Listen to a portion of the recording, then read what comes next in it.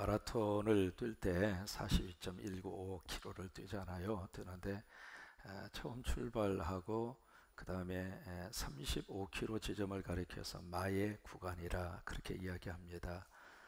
그래서 그 35km 구간을 통과할 때 거의 대부분 선수들이 느끼는 것 중에 하나가 거기서 포기하고 싶은 거예요. 그냥 그 자리에서 털썩 주저앉고 싶고, 이제 주저앉고 나면 얼마나 편할까 그 생각이 들어서 그 마의 35km 구간을 그런 유혹을 느끼는 선수들의 거의 대부분이라고 하는 이야기를 합니다. 근데 이제 그 마의 35km 구간을 딱 넘어서서 딱 이제 한 2km 정도 남아 있으면 참 묘하게 어디에서 그 힘이 나오는지 말이죠. 싱싱한 모습으로 그냥 남은 한 2km를 힘있게 완주를 해서 마지막 결승 그 지점에 통과를 합니다. 우리가 마치 그런 기분이 들어요.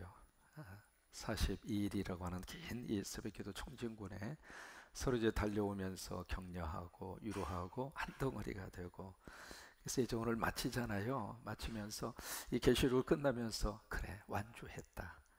여러분 애쓰셨어요. 서로 한번 축복해 주세요. 애쓰셨어요. 계시록 마지막 22장의 이제 앞부분은 바로 천국에 대한 말씀이 21장에서 계속 이어지고 있습니다. 천국에는 생명수가 강같이 흐르고 있고, 또 거기에는 생명나무가 있고, 이게 이제 에스겔 37장의 말씀에서도 그대로 우리에게 에스겔의 환상을 통해서 보여주신 그런 내용이잖아요. 하나님 성전의 문지방에서 물이 나와서 그 물이 우리의 발을 적시고 무릎을 적시고 허리를 적시고 나중에는 헤엄칠 수 없을 정도로 그 물이 짱일하게, 그 물이 전 세계를 이제 덮게 되는 환상을 보게 되잖아요. 그런데 이 물이 지나가는 장소마다 막 살아나는 거예요.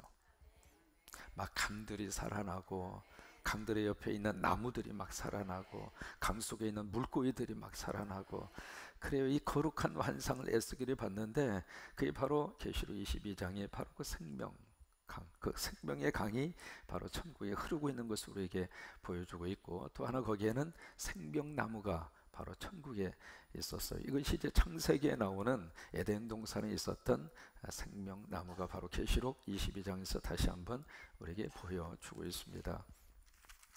그러면서 3절에 보시면은 다시 뭐가 없어요? 저주가 없습니다.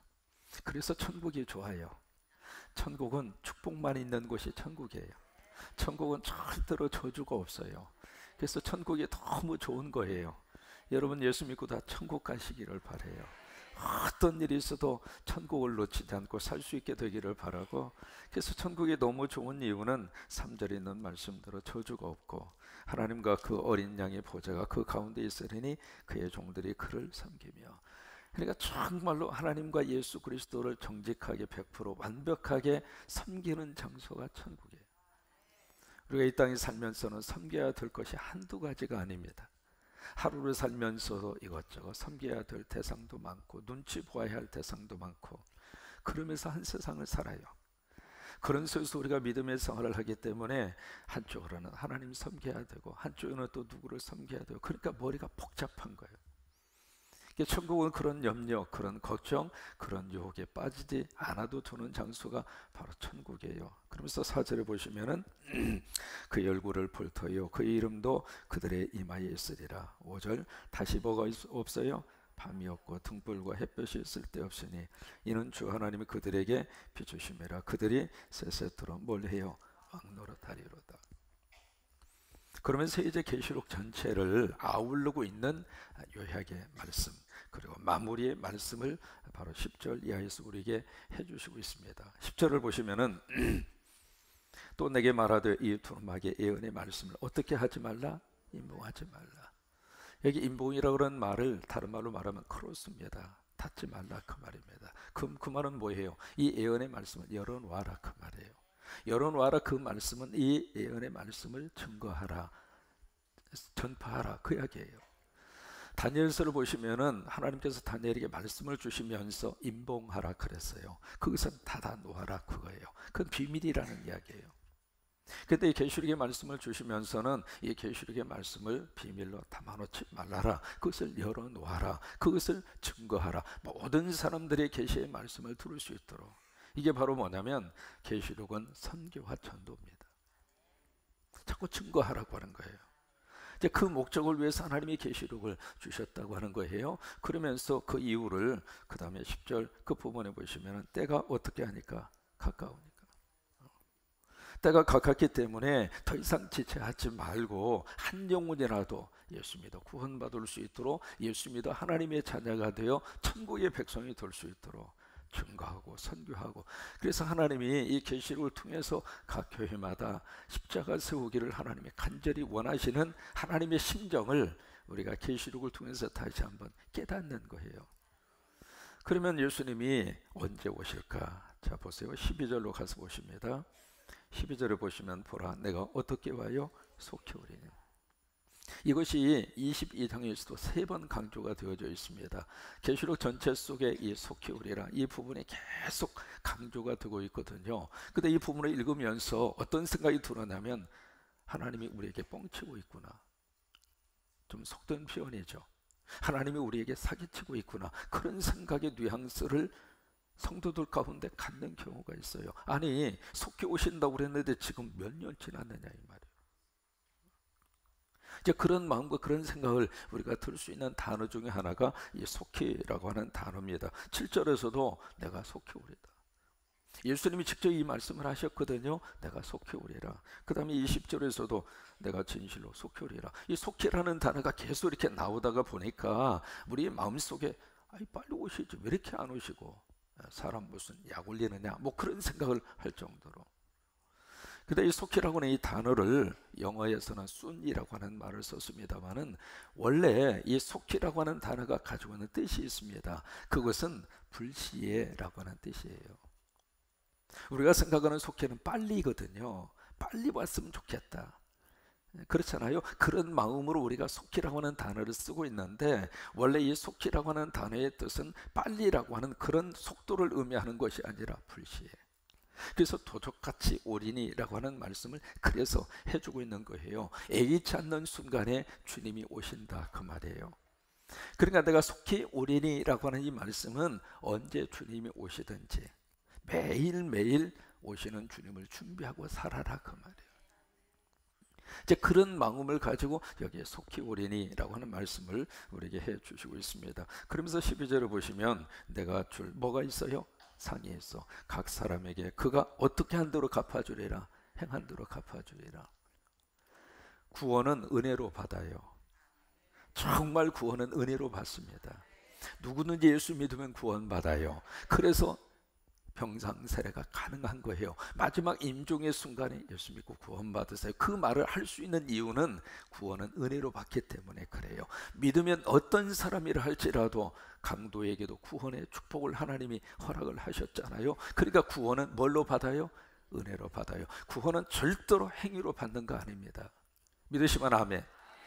근데 그 다음에 중요한 게 있습니다. 구원은 은혜로 받는데 천국에 가면 상이 있어요. 여기 분명히 성경의 말씀을 하시고 있잖아요. 여기 12절에 있는 말씀대로 내가 너에게 줄 상이 있다. 그때 그 상을 누구에게 주는가? 각 사람에게 그가 행한 대로 갚아주리라. 상이 있어요. 여러분이 새벽에 종종 첫날부터 마지막 날까지 참 여기에 스티커를 붙이면서 매일매일 정성으로 차면 그분하고 새벽기도 안 한 분하고 상이 똑같아요? 어떻게 생각하세요? 상이 똑같으면 공평한 하나님이 아니지. 그러니까 구원은 은혜로 받아서 누구에게나 예수 믿으면 하나님이 주셔요. 그것은 하나님의 의예요. 하나님의 공평이에요. 그러나 천국에 가서 하나님이 주시는 상은 우리 행위에 따라서 달라지는 거예요.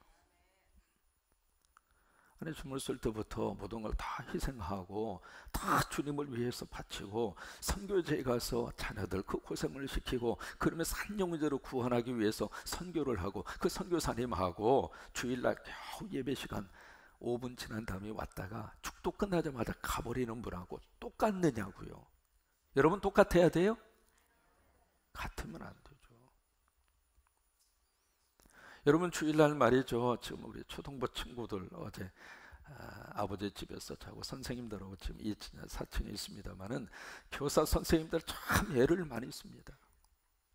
정말로 헌신하고 수고하거든요. 그러면 그 교사 선생님들의 주의를 지킬 때 그 헌신과 수고하고, 그리고 그냥 주일날 올까 말까 해서 어떻게 마누라 치마폭에 의해서 겨우 와가지고 예배 드리는 분하고 똑같느냐고요. 상이 똑같아요? 아니죠. 이 새벽을 지키는 여러분에게 하나님의 상이 있을 줄로 믿어요. 새벽 제단을 꾸준하게 지키는 여러분에게 하나님의 상이 있을 줄로 믿어요. 상이 있어요. 여러분, 천국에는 다양한 상이 있습니다.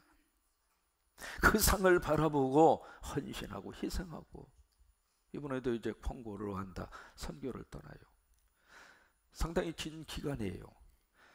그 선교 자신이 비행기 티켓 사야 되고, 가면 그냥 갑니까? 돈도 들어가고 시간도 들어가고, 어떤 분은 직장까지도 딱 하고 가고 그래요. 그러면 그렇게 하나님 앞에 헌신하고 수고하는데 가만히 있겠느냐고요. 그러니까 꼭 우리들이 기억을 해야 합니다. 구원은 무엇으로 받아요? 은혜로 받아요. 그래서 누구든지 예수 믿으면 하나님이 우리를 구원을 해주셔요. 그 다음에 구원받은 다음에 우리가 신실한 크리스찬으로 사는 이유는 하나님의 상급이 있으니까. 그래서 주님을 위해서 더 많이 헌신을 하고, 교회를 위해서 더 많이 헌신을 하고, 그리스도의 복음을 위해서 물질을 바치고 시간을 바치고 헌신을 하고 그러는 거예요. 왜? 내가 너에게 줄 상이 있어. 너희가 각 사람이 행한 대로 갚아주리라. 그게 하나님께서 우리에게 주시는 상에 대한 그런 말씀이에요. 그러면서 그 다음에 계시록에 강조하고 있는 것이 있습니다. 그것이 바로 무엇인가? 14절입니다. 14절에 보시면 자기 두루마기를 어떻게 하는 자, 빠는 자. 이 빠는 자라고 하는 것은 바로 어린 양 예수 그리스도의 어린 양 보혈의 피로 씻음 받은 자라고 하는 뜻이에요. 그러니까 어린 양 보혈의 피로 씻음을 받은 자가 뭐가 있어요? 복이. 여러분, 이 계시록은 심판과 저주를 목적으로 쓴 책이 아닙니다. 하나님이 복을 주기 위해서 쓴 책이 계시록이에요. 그래서 여기서도 14절에서도 어린 양 보혈의 피로 씻음 받은 사람에게 뭐가 있어요? 복이 있어요. 이는 그들이 생명나무에 나아가며 문들을 통과하여. 여기 문이 무슨 말이냐면 천국의 문이란 말이에요. 천국의 문을 누가 통과할 수 있는가? 어린 양 예수 그리스도의 보혈의 피로 씻음 받은 사람. 그래서 여러분, 끊임없이 내 마음속에 기름직한 것이 있으면 빨리빨리 회개하는 거예요. 빨리 회개하고 용서받고, 회개하면 하나님이 다 씻어주시니까. 그러니까 어린 양 예수 그리스도의 보혈의 피로 씻음 받지 못할 죄가 없어요. 다 씻음 받아요. 성령을 회방하는 죄 외에는 그 어떤 죄를 할지라도 하나님이 다 용서해 주세요. 다 씻어 주세요. 그러니까 그렇게 씻음 받은 사람이 천국의 문에 들어간다, 그 말이에요. 여러분, 성경은 아주 분명합니다. 누가 천국의 문에 들어갈 수 있을까? 어린 양 보혈의 피로 씻음 받은 사람. 그 사람이 복이 있는 사람이에요. 우리는 무병장수를 복이다. 물론 복입니다. 이 땅에서 좀 마음 편하게 살고 경제적으로 좀 힘들지 않게 살고, 그 복이에요. 그러나 진정한 복은 그걸 뛰어넘습니다. 정말로 성경이 말하는 진짜 복은 어린 양 보혈의 피로 다 씻음 받고 천국의 문 통과하는 거예요. 그게 가장 복 있는 사람이에요. 그 점에 대해서는 성경이 아주 분명합니다. 거기에 무슨 애매모호한 게 없어요. 지금 우리가 살고 있는 이 시대가 포스트 모더니즘이라고 하는 말을 씁니다. 후기 현대 사회, 그렇게 번역할 수 있죠. 이 후기 현대 사회, 포스트 모더니즘, 여기서 지금 나타나는 가치관 중에 하나가 바로 뭐냐면 선과 악에 대한 구별이 모호해져 버렸어요. 그래서 드라마를 보더라도 악인들을 통해서도 무슨 생각을 하게 하느냐면, 저 사람도 다 이유가 있어. 저 사람도 악하게 할 수밖에 없었던 다 이유가 있어. 그런 생각을 하게 만들고 있거든요. 무슨 얘기냐면 그 악 속에도 그래, 선한 동기가 있어. 이런 식으로 이제 착각하게 만드는 거예요. 또 선에 대한 것도 마찬가지입니다. 선, 그 속에도 배후에 무슨 악이 있어. 이게 바로 뭐냐면 포스트 모더니즘이라고 하는 것이 가지고 있는 전 세계 속에 흐르고 있는 기조 중에 하나예요. 그래서 선과 악에 대한 기준을 아주 애매하게, 그래서 거기서 나오는 생각들이 바로 뭐냐면 동성연애 이것은 죄다. 여러분 그래요 안 그래요? 성경으로 보면 동성연애 죄예요 아니에요? 그럼 죄다고 말을 해야 되는데 동성연애 뭐 성적인 취향이 좀 달라서 그래, 그 사람 다 하고 싶어서 그렇게 허겄어, 다 불쌍한 사람들이지, 그러니까 그냥 인권 존중해주고 다 그렇게 감상하고 살아야지. 여러분 이게 맞는 말입니까? 성서적으로? 그런 식으로 몰고 간다 그 말이에요. 근데 그런 생각 속에 영향을 받고 있는 성도들이 의외로 많아요. 성경은 아주 분명합니다. 천국문 누가 들어가는가? 어린 양 보혈의 피로 씻음받은 사람, 그 사람이 천국에 들어간다고 하는 사실을 아주 분명하게 우리에게 말씀을 해주시고 있어요. 그 다음에 15절, 개들과 점술가들과 음행하는 자들과 살인자들과 우상 숭배자들과 미 거짓말을 좋아하며 지혜하는 자는 다 어디에요? 성 밖에 있으리라. 여기 개라고 하는 것은 부패를 상징하는 단어 중에 하나예요. 그 다음에 여기 여러 가지 많은 사람들을 쭉 이야기하고 있습니다만은 거기에 소개되어 있는 사람들을 특징적으로 말하면 악한 사람들이라 이 말이에요. 여러분 천국이 왜 좋은가? 악이 없으니까 천국이 좋은 거예요. 천국은 선만 있어요. 아까 우리가 저주가 없으리니 밤이 없으리니 그런 것처럼 천국에는 악이 없어요. 우리가 지금 살면서 너무 힘든 게 바로 뭐예요? 이 악 때문이고요. 막 속여 먹으려고 그러고 막 등쳐 먹으려고 그러고, 힘 있는 사람은 없는 사람들을 막 눌러버리고 골목 상권도 다 뺏어가고, 그러다 보니까 힘이 없는 사람은 가게를 어떻게 해서 좀 일궈놨는데 주인이 와서 가게 방패라고 그러고, 그래서 이제 세상 살면서 너무 힘든 거예요. 억울한 거예요. 그 억울한 사정 어디 가서 하소연을 해도 법이 보호해 주지도 않고, 악이 있는 세상에서 믿음을 가지고 선한 자의 모습으로 산다고 하는 것이 너무 힘든 거예요. 그래서 갈등이 그렇게 많고 그래요. 근데 천국이 왜 좋은가? 천국에는 악이 없어요. 그래서 천국이 좋아요. 그러면 이 계시록 마지막 부분에 왜 이 15절의 말씀을 우리에게 기록을 해 주고 있을까? 이게 무슨 메시지를 우리에게 주고 싶어서 이 메시지를 주고 있는 것인가? 우리 개인 스스로도 그렇게 그런 요소를 가지고 살았다 그 말이에요. 여기 있는 이 15절의 이 모습이 다른 사람의 모습이라기보다는 내 모습이었다 그 말이에요. 그렇게 살았던 나를 하나님이 구원하셔서 어린 양의 보혈의 피로 다 씻으셔서 천국 백성 삼아 주신 것이 너무 감사한 거예요. 그래서 15절의 말씀을 여기서 기록을 해 주시고 있습니다. 그 다음에 계시록의 주인공은 누구인가? 계시록의 주인공은 예수 그리스도입니다. 13절입니다. 13절에 가서 보시면 나는 누구예요? 알파와 그 다음에 오메가요. 그 다음에 처음과 그 다음에 마지막이요. 그 다음에 시작과 끝이라. 여기 지금 누구를 소개하고 있느냐면 예수님을 소개하고 있는 거예요. 나는 그렇게 말씀을 하시잖아요. 이게 요한복음의 패턴인데 나는 하고 예수님 스스로를 지금 인트로듀스를 하는 거예요. 예수님 스스로를 지금 소개를 하고 있거든요. 근데 소개하고 있는데 여기에 세 가지 거의 같은 내용입니다. 알파와 시작과 처음 다 같은 뜻이고 오메가 마지막 마침이 다 같은 말이거든요. 이게 바로 뭐냐면 창조를 하신 하나님이 마지막 세상에 끝마무리도 하나님이 하신다 그 말이에요. 시작도 하나님이 하셨고 마무리도 하나님이 하시겠다 그 말이에요. 여러분 이것은 세상도 마찬가지입니다만은 우리 개인도 마찬가지예요. 우리 개인의 삶도 하나님이 시작하셨으면 하나님이 마무리를 지으시겠다 그 말이에요. 여러분 빌립보서 보시면은 너희 안에 착한 일을 시작하시니까 그리스도 예수의 날까지 이루실 줄을 내가 확신하노라. 그게 무슨 말씀이냐면 착한 일을 시작하신 분이 누구인가? 주님이라 이 말이에요.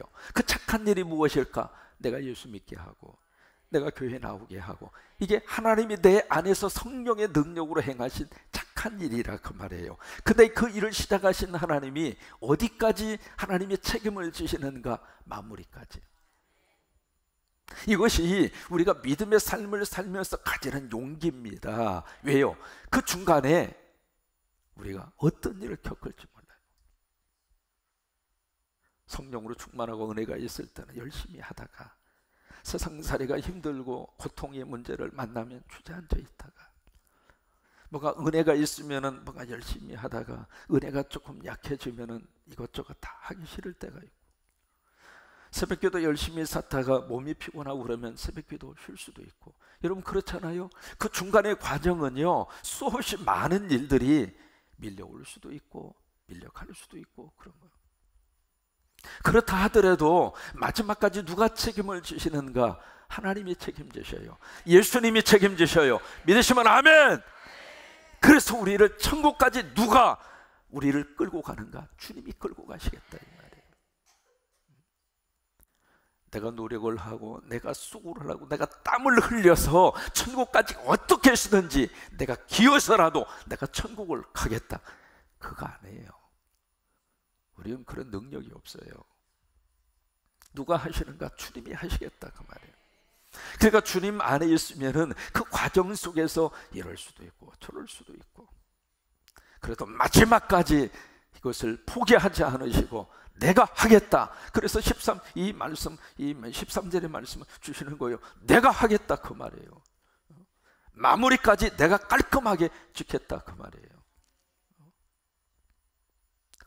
그러면 이 계시록 마지막 부분에 왜 이 예수님의 이 13절의 말씀을 우리에게 주셨을까? 바로 그 이유가 있습니다. 바로 뭐냐면 결국 마지막 나를 바라봐라 그거예요. 여러분 세상의 마지막이 될수록 다른 것 보지 말고 예수 그리스도만 보라고 하는 거예요. 주님에게 초점을 맞추라고 하는 거예요. 왜? 그래야 믿음의 영성을 끝까지 가지고 갈 수 있어요. 이 사람 보고 저 사람 보고 그러면 시험 들고, 왜 저 사람은 저럴까? 왜 저 사람은 저럴까? 이게 시험 들 수 있는 그 주변의 여건이 한두 가지가 아닙니다. 그러면 시험 들면서 결국 어떻게 돼요? 내가 중대에 포기하잖아요. 그러면 결국 누구만 손해요? 나만 손해요. 근데 그것을 하게 하는 마귀와 사탄의 장난질이 있어요. 그러니까 마지막 때가 될수록 이 13절에 있는 말씀과 같이 결국 나만 바라보아라 그예요. 나만 바라보아라. 그 다음에 이 계시록은 교회를 향하신 마음, 하나님의 마음이 축복으로 담겨져 있는 성경이 계시록이에요. 16절을 보십니다. 16절을 보시면 나 예수는 누구들을 위하여, 여기 분명히 말씀을 하시고 있습니다. 나 예수는 교회들을 위하여, 교회들입니다. 그래서 7교회가 앞에 소개가 되어져 있었던 거예요. 그 7교회뿐만이 아니라 이 세상에 있는 모든 교회예요. 그러면서 16절에 나 예수는 교회들을 위하여 내 사자를 보내어 이것들을 너희에게 증언하게 하였노라. 그럼 보세요. 이 계시록은 누구를 위해서 주신 거예요? 교회를 위해서 주신 거예요. 교회를 위해서 주신 것이고, 그리고 하나님의 성전된 하나님의 성도들을 위해서 주신 거예요. 그래 계시록은 마치 심판을 위해서 무서운, 마치 큰 방망이를 들고 있다가 두들겨 패려고 누나를 부릅뜨고 말이야. 옛날에 보면 그 교련 선생님이 되게 다 그랬어요. 몽둥이 하나씩 들고 다니면서 어떤 놈이 떠들기만 해봐라 그냥 쥐어 패버릴 거야. 이제 그런 선생님이 학교마다 한 분이 계셨거든요. 이제 그런 것처럼 마치 하나님을 그렇게 생각하면서 이 계시록을 그런 식으로 우리들이 몰고 가는 경우가 있습니다만은, 여기 분명히 성경에서 말씀을 하시고 있습니다. 이 계시록은 교회를 향한 하나님의 마음이 담겨진 것이 계시록이에요. 그래서 그 교회에게 하나님의 축복의 마음을 담아서 하나님의 심정을 쏟아서 교회에게 보낸 하나님의 God's love letter to church, 교회를 향한 하나님의 사랑의 편지.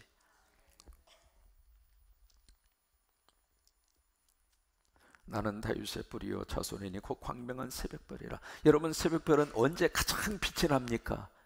가장 어두울 때입니다. 역사가 어두울 때, 달같이 어두운 곳 속에서 믿음의 멋진 삶을 사는 성도들이 별처럼 빛나는 거예요. 세상이 부패가 되고 세상이 썩을수록 교회는 하나님 앞에서 너무 귀한 새벽별로 쓰임 받는 교회, 그리고 그 교회를 함께 이루는 성도들, 하나님이 들어 쓰시는 거예요. 그래서 22절입니다. 보세요. 하나님의 축복의 마음이 마지막 22절에 담겨져 있잖아요. 21절 말씀에 21절 시작. 주 예수의 은혜가 모든 자들에게 있어요. 여기 모든 자, 우리말 번역에 모든 자라고 되어 있는데 여기 모든 자는 모든 자를 의미하는 게 아닙니다. 영어 번역이 훨씬 정확하게 되어 있어요. God's people, 하나님의 백성입니다. 그 하나님의 백성에게 축복을 주신 거예요. 그러니까 계시록은 교회와 하나님의 백성을 향한 하나님의 마음이 담긴 사랑의 말씀, 사랑의 편지이면서 축복을 담고 있는 말씀이라 그 말이에요. 힘들지만은 그러나 내가 너희를 붙들고 있다. 내가 너희를 축복하고 있다. 그러니 천국에 갈 때까지 믿음으로 함께 이 길을 승리하고 가자. 그러면서 격려하고 위로하면서 하나님의 마음을 담아서 주신 것이 이 계시록이라고 하는 하나님의 말씀이라고 하는 거예요. 그러면서 축복과 함께 우리에게 사명을 주셨어요. 그 사명이 바로 11절입니다. 11절을 보시면 불의를 행하는 자는 그대로 불의를 행하고 더러운 자는 그대로 더럽고 의로운 자는 그대로 의를 행하고 거룩한 자는 그대로 거룩하게 하라. 이게 무슨 말씀입니까? 그래, 그 못된 사람들 못된 짓 계속하라고 내버려 두라. 그런 의미로 이 말씀을 우리에게 주시고 있는 것인가? 구제불능이니까 그냥 내싸둬, 그 내비둬, 그런 차원에서 11절의 말씀을 우리에게 주시고 있는 것인가? 그건 아니에요. 마지막 기회를 주시는 거예요. 마지막 기회에 그들이 예수 믿어 하나님의 자녀가 될 수 있도록 마지막 찬스를 하나님이 지금 주시고 있는 거예요. 그게 이제 11절에서 우리에게 주시는 하나님의 그런 마음, 여기 이제 하나님의 마음을 우리가 여기서 읽을 수가 있어요. 잃어버린 한 영혼을 향한 하나님의 심정입니다. 한 영혼이라도 구원받아 주의 백성이 되게 하려고 하는 하나님의 심정이 성경을 마감하기 전에 다시 한번 문을 열어주는 거예요. 17절입니다. 11절이 17절로 이어지거든요. 성령과 신부가 말씀하시기를, 여기 함께 한 몸으로 그렇게 말씀을 하십니다. 오라 하시는도다. 듣는 자도 오라 할 것이요, 목마른 자도 올 것이요, 또 원하는 자는 값없이 생명수를 받으리라. 여기 세 가지 사람이 나옵니다. 듣는 자, 이게 말씀을 듣는 자 오라 그 말이에요. 목마른 자, 삶에 대해서 목마른 자, 요한복음 4장에 그 수가성 사마리아 여인 목마른 인생을 살았잖아요. 그 목마른 자, 그 다음에 원하는 자. 이 원하는 자가 누구냐면 참 묘해요. 전도하다가 보면 마치 나를 전도해달라고 기다리는 사람이 있어요, 없어요? 있어요. 여러분, 마지막 시절에는요, 마지막 때는 성령님이 이미 그 마음의 밭을 갈아주셔요. 그래서 누가 나를 교회로 인도하지 않나 기다리는 사람이 있다 이 말이에요. 그 사람은 가서 이야기하면 아이고 알았어요, 다음 주부터 갈게요. 그런 분이 있다 이 말이에요. 그게 누구냐면 원하는 자예요. 그들도 오라고 하는 거예요. 이게 바로 뭐냐면 마지막 계시록 끝나기 전에 하나님께서 지금 전도 집회를 하는 거예요. 영혼을 향한 하나님의 전도 집회가 계시록 22장에 기록이 되어 있어요. 그게 하나님의 심정이에요. 그래서 우리가 전도하고 선교하고,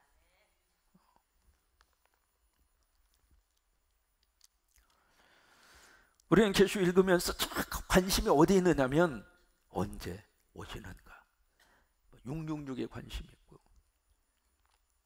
근데 계시록은 안 믿는 사람을 위해서 준 성경이 아니잖아요. 여기 분명히 교회에게 준 성경이잖아요. 무슨 얘기예요? 믿는 사람에게 주신 성경이라 그 말이에요. 믿음 있는 사람만이 열려지는 성경이에요. 근데 불신자들이 이 계시록을 가지고 이러겠네. 그러니까 엉뚱한 데 관심이 자꾸 가는 거예요. 사도행전에 말씀하시잖아요. 때와 물어봐요. 언제 오실 겁니까? 언제 이런 날에 이런 일들이 일어나겠습니까? 사람의 관심은 항상 그쪽으로 흘러가게 되어져 있거든요. 예수님 뭐라고 그래? 야, 때와 기한 아버지 소관이야. 다만 너희가 할 일이 있어. 성령 받고 예루살렘과 유다와 사마리아와 땅끝까지 이르러 내 증인 노릇이나 제대로 해. 그걸 하려고 생각을 해야 되는데 그냥 언제 어디에 오죠? 그러다 보니까 시한부 종말론이 나오고 이상한 그런 종말 그런 그 이단들이 그래서 나오는 거 아닙니까?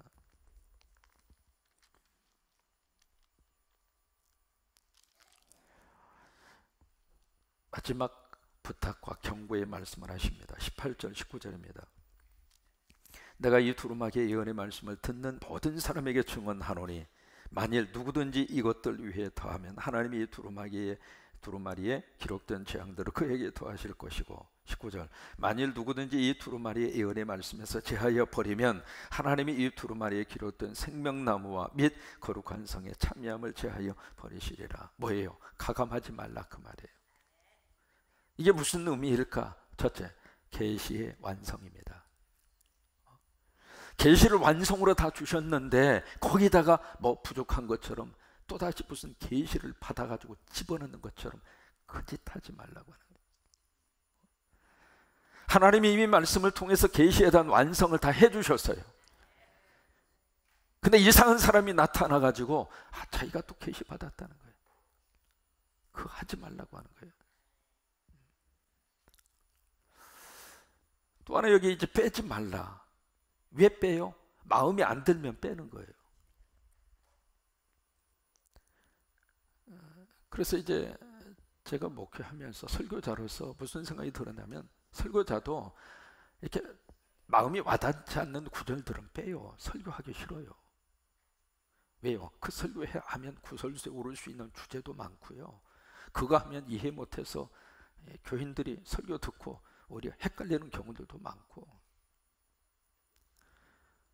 그래서 이제 제가 그래도 강의 설교를 계속하는 이유가 있습니다. 강의 설교는 빼고 넣고 할 필요가 없어요. 그냥 처음부터 끝까지 해야 돼요. 제가 목회하는 동안 계속 모르겠어요. 얼마큼 할지 모르겠지만은 새벽 지단이든 수요예배든 어느 적이든 강의로 한번 쭉 하고 싶은 거예요. 강의로. 왜 빼지 말라, 빼지 마. 무슨 얘기예요? 말씀을 편집하지 말라 그 말이에요. 성경을 편집한 사람이 누구 있는가? 사탄입니다. 에덴 동산에서 하나님은 죽는다 그렇게 말씀하시는데 사탄은 어떻게 편집을 했느냐면 죽을까 하노라. 아다르고 오다른 거예요. 그러니까 성경을 편집한 최초의 세력은 마귀와 사탄이에요. 또 지금 누가 성경을 편집하고 있는가? 이단들이 성경을 편집하고 있습니다. 성경 공부? 그들이 말하는 성경 공부는 자기들이 원하는 성경 편집한 것을 가지고 주입식으로 하는 거예요. 가서 3시간, 4시간이고 듣다가 보면 거기에 빨려 들어가지 않을 수가 없는 거예요. 나름대로 자기가 생각하는 그 관점에서만 성경을 편집을 해서 그게 전부 다인 것처럼 그거 하지 말라고. 혹시 아세요? 여러분 붓글씨 이렇게 배울 때 선생님이 붓글씨 이렇게 써서 여기에 따라서 이렇게 붓글씨 쓴 다음에 이렇게 보면 마음에 안 들어. 그러면은 거기다가 이렇게 또 한 번 그어. 그러면 그었는데 그것이 더 마음에 안 들어. 그러면 또 이렇게 붓글씨를 써. 그러면 더 이상해. 계속 하다 보면 글씨는 없어져 버려. 그것을 가르쳐 뭐라 그래요? 개칠하지 말라 그래요. 성경에다가 거짓 하지 말라는 거예요. 마무리입니다. 성경의 가장 마지막 마무리가 바로 20절입니다. 같이 한번 크게 읽습니다. 시작.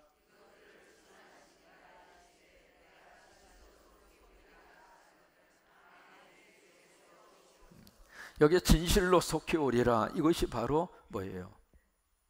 아멘 주 예수의 오시옵소서. 거기에 대한 진실로 내가 속히 오리라 그 주님의 말씀에 대한 성도들의 반응이 아람어로 마라나타 오시옵소서. 영어로는 아주 단순합니다. Come, Lord. 주님 오세요. 그 당시 초대교회 성도들은 그 주님이 자기 시대에 오리라고 믿고 신앙생활을 했어요. 그렇기 때문에 핍박을 참을 수가 있었어요. 여러분이 마라나타, 주님 오시옵소서, 이건 아무나 누구든지 할 수 있는 말이 아닙니다. 여러분 시험 준비도 안 됐는데 그 학생이 시험 빨리 치렀으면 좋겠다, 편한 마음으로 그렇게 말할 수 있습니까? 공부도 하나도 안 했는데 아니 선생님 빨리 시험 언제 봐요? 그러면 그 학생이 정상입니까? 여러분 마라나타는 준비된 사람만이 마음에서 고백할 수 있는 말이에요. 언제든지 주님이 오셔도 나 준비하겠습니다. 그게 마라나타예요. 또 세상에 대한 미련이 남아있는 사람이 마라나타 할 수 있을까요? 꿈에도 그리던 아파트, 100평짜리 아파트를 샀다고 가정을 해봐요. 꿈에도 그러던 롤스로이즈, 비싼 차 중에 하나잖아요. 그 차를 딱 샀어요. 샀는데 지금 그 차가 딱 도착을 해서 아직 시운전도 못했어. 근데 그때 주님이 오신다고 생각을 해봐요. 그러면 아이고 주님, 이 차 어떻게 해서 샀는데 이 차 조금 굴려보고요. 주님 조금 있다 오세요. 조금 있다 오세요. 아셨죠? 조금 스탑! 조금 있다 오세요. 세상에 대해서 미련을 가진 사람이 마라나타 진심으로 할 수 있어요? 못하는 거예요. 우리가 계속 42일 동안 아멘 주 예수 오시옵소서 고백했습니다. 그 말이 어떤 의미를 가지고 있는가? 초대교회 성도들은 박해 속에서 비밀리에 모여서 성찬을 대하고 마라나타를 말하면서 그들의 마음속에 주님, 이 박해가 주님의 오심으로 끝나기를 원합니다. 카타콤이라고 여러분 아시잖아요. 빛 한 점 들어오지 않는 그곳에서, 거기서 태어나서 거기서 죽은 사람도 수두룩합니다. 거기서 예배하면서 주님 오셔서 이 무덤에서 우리가 자유함을 얻게 하여 주옵소서. 일제시대 암울한 그 시절, 일제의 악정이 강하게 쪼여오는 그 속에서 희망을 하나님에게 걸고 믿음의 사람들이 모여서 정말 하나님 앞에 마음으로부터 고백했던 그 고백, 주님 오시옵소서. 정말 마음에서부터 하나님 나라에 대한 확신과 믿음에 준비된 사람들이 마음에서 고백할 수 있는 단어, 그것이 마라나타입니다. 계시록을 끝냅니다. 함께 해서 너무 행복했고 또 하나님이 지켜주셔서 감사했고, 계시록을 통해서 하나님이 주신 영적 세계의 놀라운 은혜가 오늘로 끝이 아닙니다. 계속해서 이 믿음의 여정이 아름다운 모습으로 걸어갈 수 있는 저와 여러분이 될 수 있게 되기를 바랍니다. 다 같이 한번 일어나시죠. 마지막 찬양 마라나타 같이 우리 고백하십니다.